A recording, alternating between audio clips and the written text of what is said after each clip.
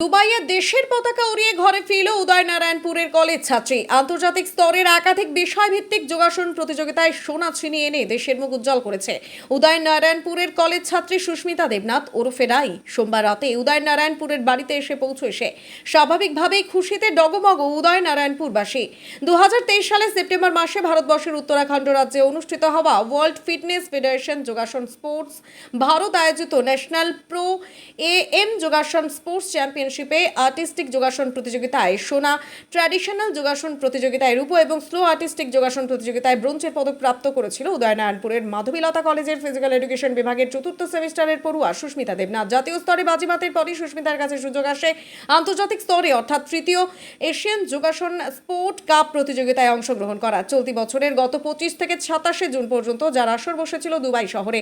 আর সেই প্রতিযোগিতায় ভারতবর্ষ থেকে পশ্চিমবাংলার হয়ে প্রতিনিধিত্ব করে হাওড়া তথা উদয়নারায়ণপুরের সুস্মিতা দেবনাথ ওরফে রাই। প্রতিযোগিতায় অংশগ্রহণ করে আবারও বাজিমাত করে সে আর্টিস্টিক, ট্র্যাডিশনাল এবং রিদমিক তিনটি বিভাগেই দেশের হয়ে স্বর্ণপদক লাভ করে। এখানেই শেষ নয়, 18 থেকে 21 বিভাগীয় চ্যাম্পিয়ন অফ চ্যাম্পিয়ন রাউন্ডে দ্বিতীয় স্থান দখল করে ভারত তথা বাংলার মুখ উজ্জ্বল করে সে। বাবা পেশায় রেডিমেড পোশাক বিক্রেতা এবং মা মামুনি দেবনাথ পেশায় একটি বেসরকারি ব্যাংকের অস্থায়ী কর্মচারী। মাত্র 10 বছর বয়স থেকে যোগাসনের প্রতি ঝোঁক, সেখান থেকেই বর্তমানে প্রয়াত শিক্ষক অরূপ মান্নার যোগাসন স্কুলে ভর্তি হওয়া। বয়স বাড়ার সাথে সাথেই যোগাসনকে প্রাত্যহিক জীবনের অভ্যাসে পরিণত করেছে সে। আর সেই অভ্যাস কঠোর অধ্যাবসায়ের জেরেই মাত্র 21 বছর বয়সে সাফল্যের শিখর ছুঁয়ে ফেলে এই বঙ্গতনয়া। মরু দেশের মরুদ্যান সুস্মিতা দুবাইয়ের মাটিতে জাতীয় পতাকা উত্তোলন করে আমাদের মধ্যে উপস্থিত হয়েছে। কেমন লাগছে?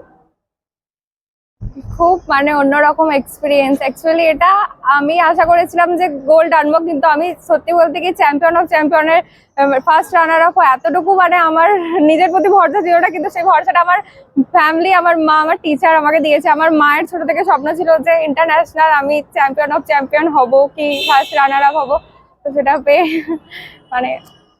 আমার স্বপ্নটা সত্যি হয়ে গেছে। ছোট থেকে এত স্ট্রাগল, এত কিছু আমার ফ্যামিলি আর আমার টিচার। আমি ফার্স্ট যেখানে শিখতাম উনি মারা গেছেন, ওনার নাম হচ্ছে যে অরূপ মান্না। তো সেকেন্ড বার যেখানে শিখতে গেলাম উনিও আমার ন্যাশনালের সময় মারা গেলেন আমার খেলাটা। যাই হোক, খেলো ইন্ডিয়া গেমটা দেখে যেতে পারলেন না। ওনার নাম ছিল অরুণ দাস, আর এখন যিনি আমার শিক্ষক বর্তমানে উনি হচ্ছেন গৌরাঙ্গ সরকার। ভবিষ্যৎ পরিকল্পনা কি রয়েছে? আমি অ্যাকচুয়ালি জব করতে চাই না, আমি একটা কোম্পানি খুলতে চাই, অ্যাসোসিয়েশন ক্রিয়েট করতে চাই। ওখানে ওই কোম্পানিতে আমি যোগার মাধ্যমে চালাবো, আর ওখানে আমি যোগা ইনস্ট্রাক্টরদেরকে নিয়োগ করব। আমি আমার আন্ডারে ওদেরকে জব দিতে চাই। এই বেকারত্বের যুগে চাকরি নিজে করতে চাই না, চাকরি দেওয়ার জন্য রাই আগ্রহী। হ্যাঁ, আমি এই বিষয়ে ভারত সরকার, পশ্চিমবঙ্গ সরকার যাতে ভাবে, তাদের সরকারের উদ্দেশ্যে কি বলবে? সরকারের উদ্দেশ্যে আমি বলবো যে খেলো ইন্ডিয়া, যেহেতু আমি গেমটা খেলে এসেছি, আমি জানি ওখানে মোদী সরকার এটি প্রমোট করছেন, আর আমাদের ওয়েস্ট বেঙ্গলে মমতা সরকারও এটা প্রমোট করছেন। তো আগামী দিনে যতটা দেখা যাচ্ছে যে যোগার ভবিষ্যৎ অনেকটাই বেশি, অনেকটা সুন্দর আগামী প্রজন্মের জন্য। যোগা আমাদের শরীরের জন্য, প্রত্যেকের শরীরের জন্য খুবই অবশ্যই অবশ্যই। সেই জায়গায় দাঁড়িয়ে সাধারণ মানুষের খাদ্যাভ্যাস বা প্রত্যেক জীবনের যে অভ্যাস, সেগুলো পরিবর্তন হয়ে যাচ্ছে।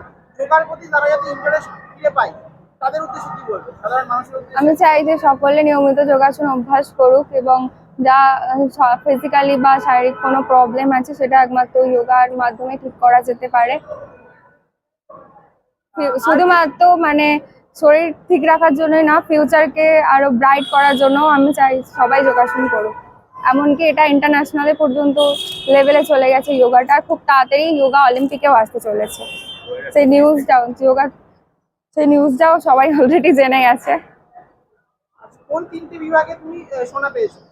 ট্র্যাডিশনাল রাউন্ডে পেয়েছি, আর্টিস্টিক আর রিদমিক, আর চ্যাম্পিয়ন অফ চ্যাম্পিয়ন রাউন্ডে ফার্স্ট রানার আপ।